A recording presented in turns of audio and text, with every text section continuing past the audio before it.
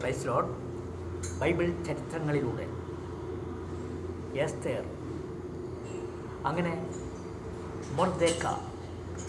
മൊർദെക്ക Haman വരുമ്പോൾ അവൻ വണങ്ങില്ല, കുമ്പിടില്ല.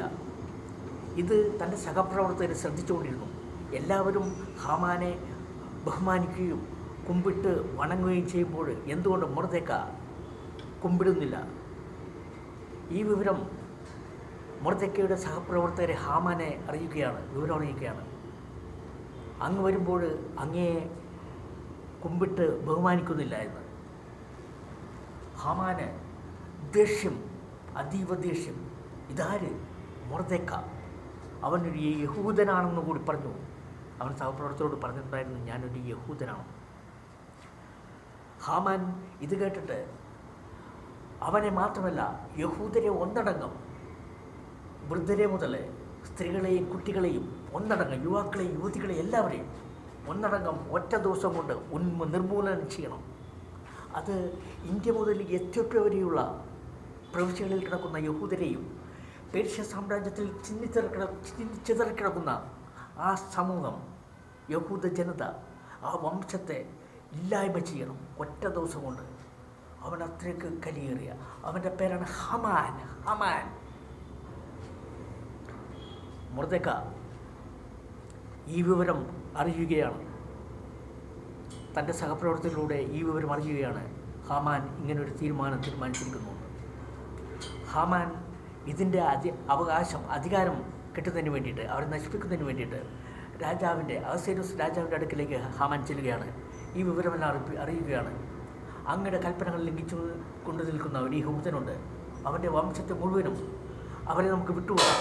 അങ്ങയുടെ പേർഷ്യ സാമ്രാജ്യത്തിൽ ചിഹ്നിച്ചിതറി കിടക്കുന്ന ഒരു വംശമാണ് അവരെ നമ്മൾ നിലനിർത്തിയാൽ അവർ നമുക്ക് നാശമായിരിക്കും. അവരെ നശിപ്പിച്ചു കളയണം.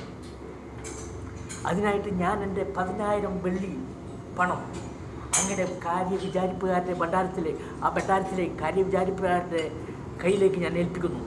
അവരെ എങ്ങനെ നശിപ്പിക്കണം, ഉന്മൂലനം ചെയ്യണം. രാജാവ് ഇത് കേട്ടിട്ട്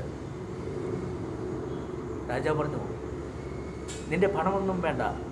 രാജാവിൻ്റെ മുദ്രമോതിരം ഹാമാനെ ഏൽപ്പിച്ചിട്ട് പറഞ്ഞു, നിനക്കിഷ്ടമുള്ളത്, നമ്മുടെ കൽപ്പനകൾ ലംഘിച്ചു നിൽക്കുന്ന യഹൂദരെ നിനക്കിഷ്ടമുള്ളത് ചെയ്യാം, ഞാനതിന് അധികാരം തരുന്നു. ഇത് കേട്ട ഉടനെ ഹാമാൻ തൻ്റെ ദൂതന്മാർ വഴിയായിട്ട് ഈ മുദ്രമോതിരം മുറിച്ചുകൊണ്ടിട്ട് ഒരു ലെറ്ററിൽ ചിഹ്നിച്ചിതറി കിടക്കുന്ന എല്ലാ യഹൂദരെയും സ്ത്രീകളെയും കുട്ടികളെയും ഒന്നടങ്കം ഒറ്റ ദിവസം, ഇന്ന ദിവസം എന്ന് എഴുതി ചേർത്തുകൊണ്ട് എല്ലായിടത്തും ദൂതന്മാർ വഴി കൽപ്പനകൾ അയച്ചു. ഇത് കേട്ട് മൊർദെക്ക വീട്ടിലേക്കോടി വസ്ത്രം മാറ്റി ചാക്കൊടുത്തു, തലയിൽ ചാരം പൂശി ഓടി ദൈവത്തിനെ വിളിച്ചുകൊണ്ട് രാജാവിൻ്റെ കൊട്ടാരത്തിന് പടിവാതിൽക്കൽ വന്നു. അകത്തേക്ക് കയറാൻ പാടില്ല. ചാക്കൊടുത്ത് ആർക്കും അകത്തേക്ക് രാജകൊട്ടാരത്തിലേക്ക് കയറാൻ പാടില്ല. അവിടെ വന്നു. ഇത് സഹപ്രവർത്തകരും ഷണ്ടന്മാരും എസ്തേറിനെ വിരോധിച്ചു. മൊർദെക്ക യഹൂദൻ, അങ്ങയുടെ രാജ്ഞിയുടെ വളർത്തുപിതാവ് ഇങ്ങനെ ചാക്കൊടുത്ത് ചാരം പൂശി ദൈവത്തെ വിളിച്ചപേക്ഷിക്കുന്നു പുറത്ത്. അപ്പോൾ തന്നെ എസ്തേർ രാജ്ഞി ചാക്ക് ഉടുപ്പ് മാറ്റാൻ വേണ്ടിയിട്ട് വസ്ത്രം കൊടുത്തയച്ചു ഷണ്ടൻ്റെ അടുത്ത്, ഹദായി എന്ന ഷണ്ടൻ്റെ അടുത്ത്. പക്ഷേ ആ വസ്ത്രം സ്വീകരിച്ചില്ല. എന്താണ് കാര്യമെന്നറിയാനായിട്ട് വീണ്ടും എസ്തേർ മൊർദെക്കയുടെ അടുത്തേക്ക് ഷണ്ടനെ അയക്കുകയാണ്. മൊർദെക്ക പറഞ്ഞു, ഇന്നമാരെ നമ്മുടെ ജനത്തെ മുഴുവനും കൊന്നെടുക്കുവാനായിട്ട് ഹാമാൻ ആഹ്വാനം ചെയ്തിരിക്കുകയാണ്. അതിനെ രക്ഷിക്കണം. നീ വിചാരിച്ചാൽ മാത്രമേ സാധിക്കുകയുള്ളൂ. രാജ്ഞിയോട് അപേക്ഷിക്കുകയാണ്. നീ വിചാരിച്ചാൽ മാത്രമേ ഞാൻ രക്ഷിക്കാൻ സാധിക്കുകയുള്ളൂ. ഈ വിവരം നേരെ രാജ്ഞിയുടെ അടുത്ത് ഷണ്ടൻ ചെന്ന് പറയുകയാണ്, ഇന്ന സംഭവമാണ്.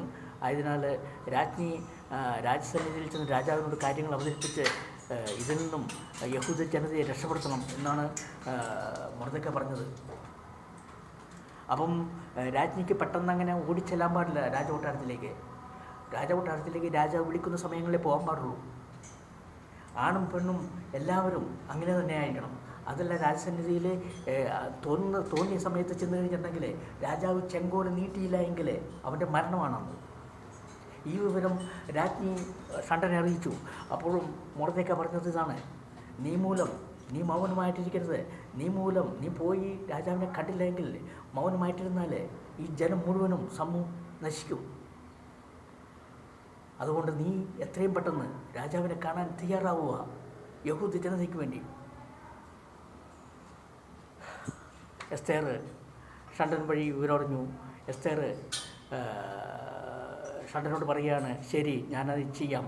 അതിനായിട്ട് ഒരുങ്ങിയിരിക്കാൻ വേണ്ടിയിട്ട് നീ ചെന്ന് മൊർദെഖായിയോട് പറയണം, യഹൂദ ജനത, പേർഷ്യ സാമ്രാജ്യത്തിലുള്ള എല്ലാ യഹൂദ ജനതയോടും 3 ദിവസം രാത്രിയും പകലും ചാക്കൊടുത്ത് ഉപവസിച്ചുകൊണ്ട് ദൈവത്തെ വിളിച്ചപേക്ഷിക്കുക. ഞാനിവിടെ ഉപവസിച്ചുകൊണ്ട് എൻ്റെ തോഴിമാരത്ത് ഞാനും ഇവിടെ ഉപവസിച്ച് പ്രാർത്ഥിക്കും.